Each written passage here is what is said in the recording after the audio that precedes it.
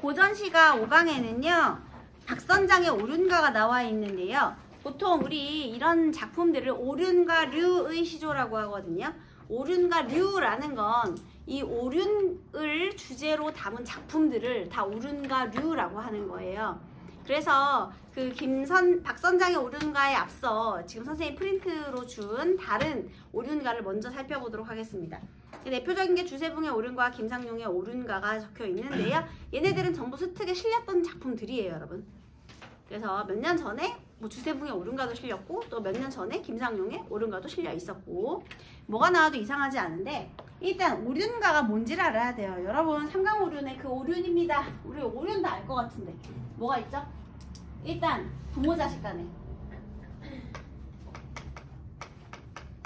뭐가 있어야 돼? 친함이 있어야 된다. 부자 여친. 그 다음에 군신 간에는요? 믿음이 있어야겠죠. 군신, 유의. 그 다음 부부 간에는요? 구별이 있어야 돼요. 남존 여비니까. 그 다음에 우리 위, 아래 어른과 아이 간에는 뭐가 있어야 되죠? 장과 유 사이에는 순서가 있어야 되겠죠. 어른을 공경해야 되겠죠. 마지막으로 친구 간에는 믿음이 있어야겠죠. 이게 오륜이잖아. 기본이잖아. 오륜을 알고 출발해야지. 다 이제부터 알아야 돼요. 자, 그런데 여러분 오륜가를 지은 작가 계층은 뭐예요? 이름들이 다 정상적으로 있으니까 뭐야? 오륜가를 누가 지어? 사대부들이 짓는 거야. 근데 대상 누구를 청중으로 예상하고 지을까요? 같은 사대부일까? 아니요. 아니 그럼 누구? 왕?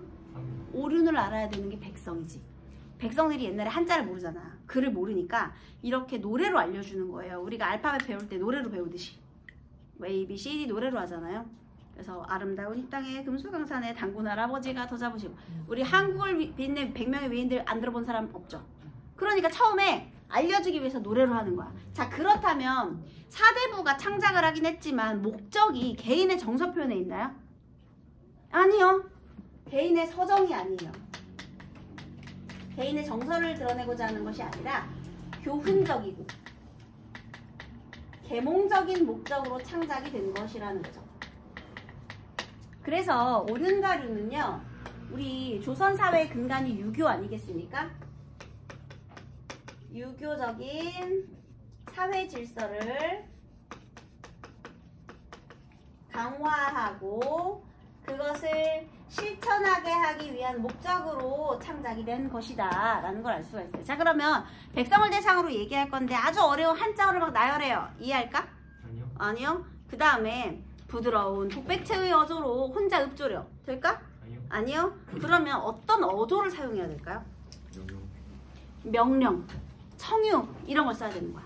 그래서 좀 더 직설적으로 정확하게 알기 쉬운 평이한 언어를 사용해서 그래서요 쉬운 언어를 바탕으로 한다. 그 다음에 명령형 어조가 자주 등장한다. 그래서 뭐 구체적인 예를 들어 설명한다. 이런 표현 방법을 통해서 백성들에게 효과적으로 교훈을 전달하는 그런 내용들이 오륜과 류의 특징이 되겠습니다. 사실 오륜가가 내용은 되게 쉽거든요. 왜냐면 백성들이 잘 알아먹게 해야 되기 때문에. 먼저 주세붕의 오륜가부터 보겠습니다. 그런데요 얘 오륜가인데 육수야. 6개잖아. 왜 육수인지 한번 볼게요. 먼저 1수부터 볼게요.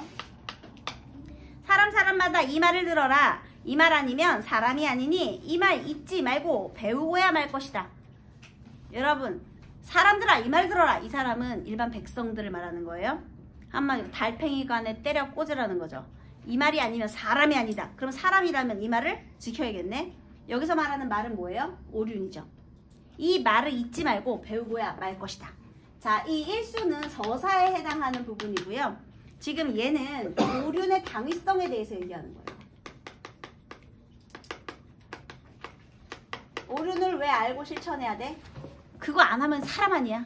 우리가 사람으로 태어난 이상 이건 반드시 지켜야 하는 것이다. 마땅히 해야 한다. 그게 당위예요.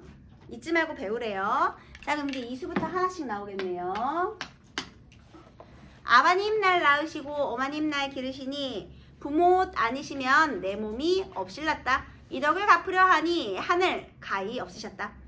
보통은 이제 엄마가 낳는다고 하는데 여기서는 아버님이 낳으셨다고 했네요. 아버님이 날 낳으시고 어머님이 날 기르시니 대꾸의 표현이죠. 부모가 아니라면 여기서 옷은요 그냥 강조전미사예요. 부모 아니면 내 몸이 없을 것이다. 아, 지금 얘는 뭐에 대한 내용이에요? 부자유친이네. 그래서요, 이 덕을 갚으려 하니 하늘처럼 끝이 없구나. 이해되셨나요? 그래서 부모님과 어머님이 날 낳으시고 기르셨기 때문에 마땅히 효는 해야 되는 거예요. 얘도 효의 당위성에 대한 내용이고요. 어쨌든 중요한 것은 이 부모님의 은혜를 얘기하는 겁니다.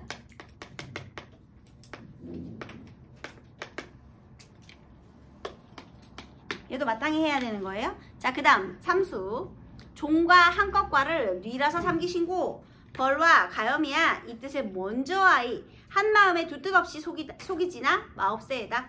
자, 종과 한껏과를 누가 삼기셨는가? 다시 얘는 지금 군신유의에 대한 건데요. 이거 내용 한번 볼게요. 종과 한껏 상전이에요. 종과 상전의 구별을 누가, 얘들아, 삼기다는 생기다, 만들다예요. 누가 만들었는가? 얘들아, 우리 내가 왕인지 왕이 아닌지, 그 다음 내가 상전인지 아닌지는 태어날 때부터 정해져 있죠. 그러면 종과 상전의 구별은 누가 만들었는가? 누가 만든 것이죠?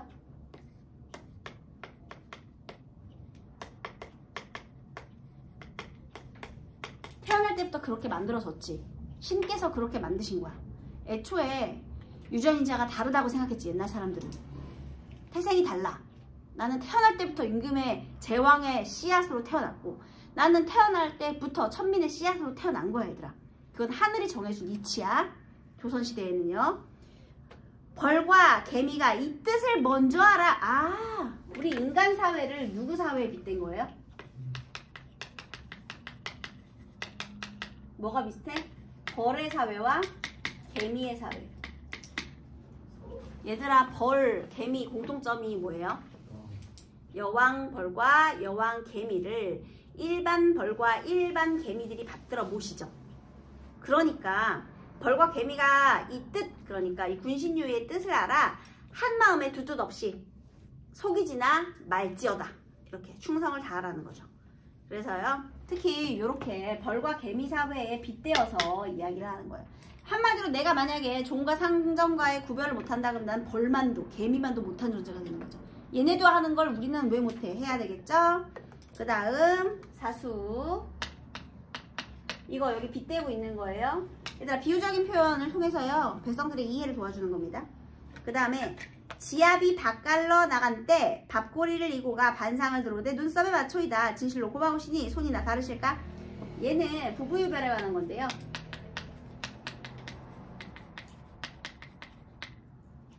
지아비가 밭갈러 나가. 아까 선생님이 오륜가의 작가는요 주세붕 사대부예요. 그런데 청자는 누구야? 일반 백성이야. 그래서 지아비의 직업이 전부 농부로 되어 있죠. 밭갈러 나간다 이렇게 되어 있잖아. 농민으로 되어 있잖아요. 지아비가 밭갈러 나갔을 때 그럼 부인의 역할은 뭐냐? 우리 새참 가지고 가는 거야. 밥 광주리를 이고 가는 거죠. 자, 밥상을 들어서 맞추는데요. 여러분 혹시 거한잼이라는 말 들어본 적 있으세요?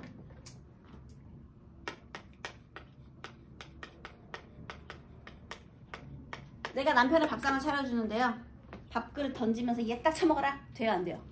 안 돼요. 그러면 밥상을 어떻게 들어야 돼? 무거우니까 어이구 먹어라. 이것도 안 돼요. 어떻게 해야 돼요?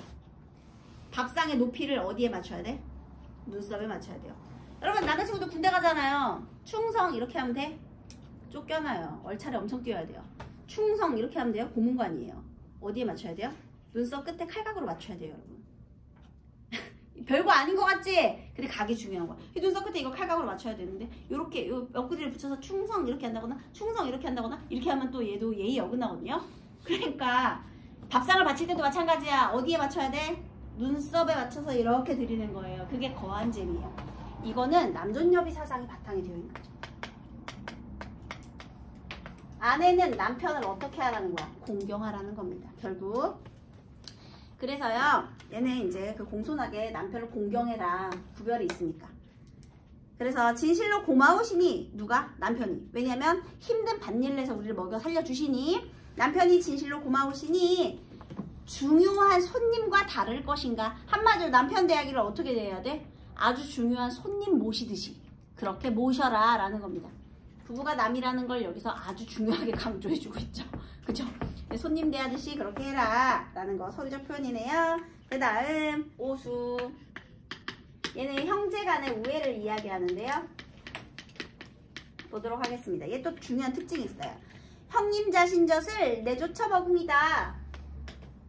얘들아, 자시다, 잡수시다 라는 뜻이거든요. 형님이 잡수시던 젖을 내가 따라서 먹습니다. 아우가 말했어요. 그러자 형이 말합니다. 아, 저 아우야, 그것이 어머님의 너 사랑이구나. 이렇게. 자, 지금 아우와 형의 뭘 인용한 거예요? 대화를 인용했죠. 얘는 표현상에 좀 특징적인 면이 있기 때문에 요 삼수하고 오수 정도는 좀 들어두셔야 돼요. 그러니까 형제는요, 같은 젖을 먹고 자란 형제잖아요. 그쵸? 그래서 형제가 만약에 불화하다면 개도치, 개돼지를 하리라. 아, 직설적이지. 그러니까 형제간에 불화한다면, 형제간에 우애가 없다면 개돼지다. 이렇게. 그러니까 마땅히 불화하면 안 된다고 강조한 거 직설적으로요. 그 다음 이번에 마지막에 육수는요, 장유유서에 대한 건데요.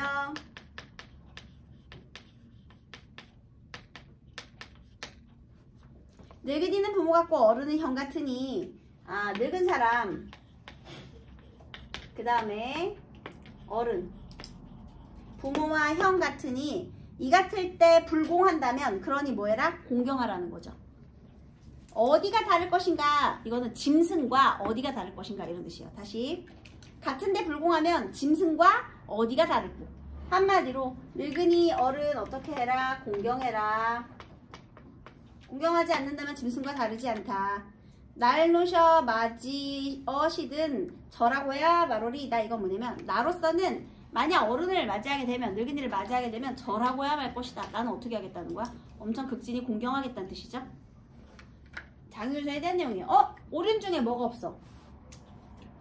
친구 간의 믿음에 대한 부모유신이 여기는 빠져 있습니다. 없죠? 부모유신 없어요.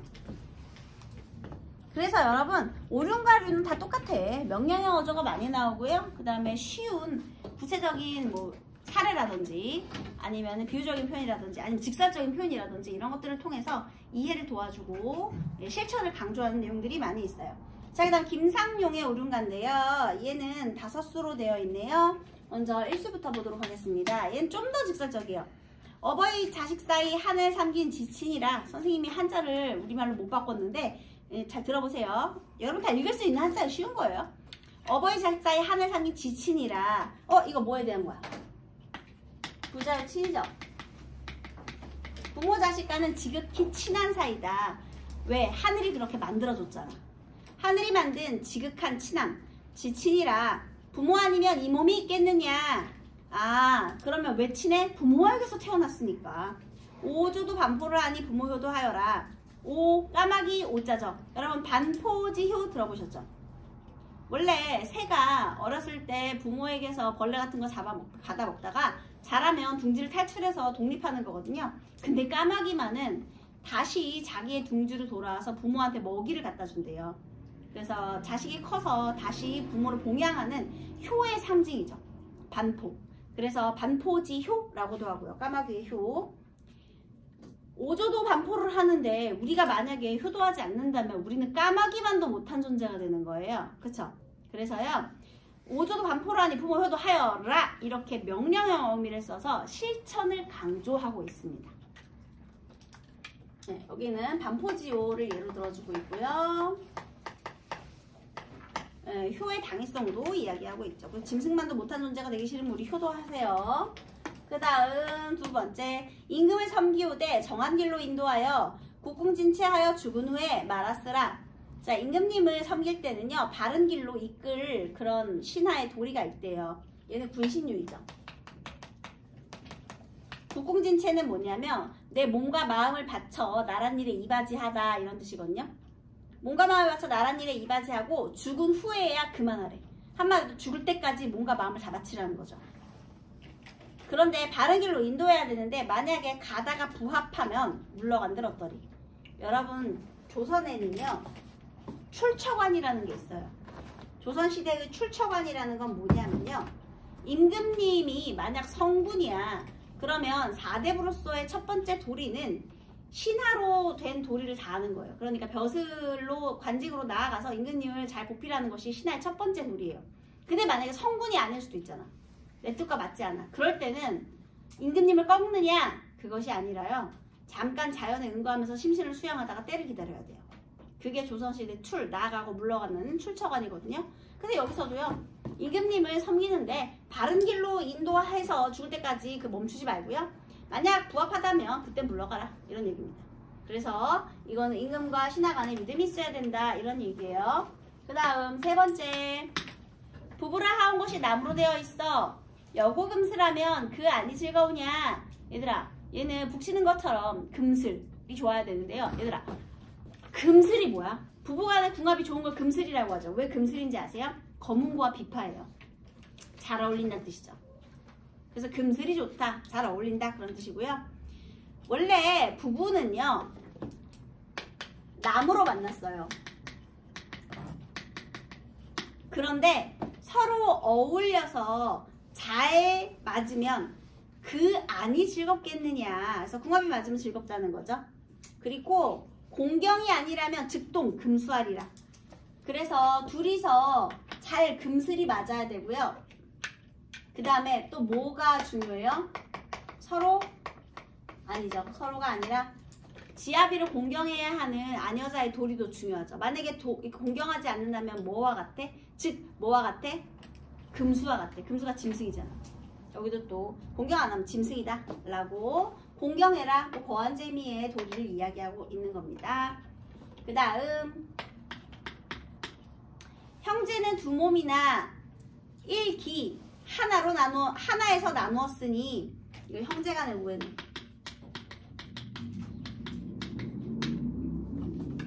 한 일기라는 거는 한 부모의 정기를 말하는 거죠. 한 부모를 말하는 거야. 인간의 귀한 것이 이 외에 또 있는가 서리법이죠. 이것은 형제간의 우애를 말하고요. 값주고 못 얻은 것은 이뿐인가 하노라. 값주고도 얻을 수 없는 형제간의 우애를 이야기하는 거예요. 또 벗을 사기오되 처음에 삼가하여. 얘들아, 삼가 고인의 명복을 빕니다. 이런 말 많이 나오잖아. 삼가가 무슨 뜻이게? 삼가하여 무슨 뜻이게? 신중하게, 조심히 차분하게 그런 뜻이에요.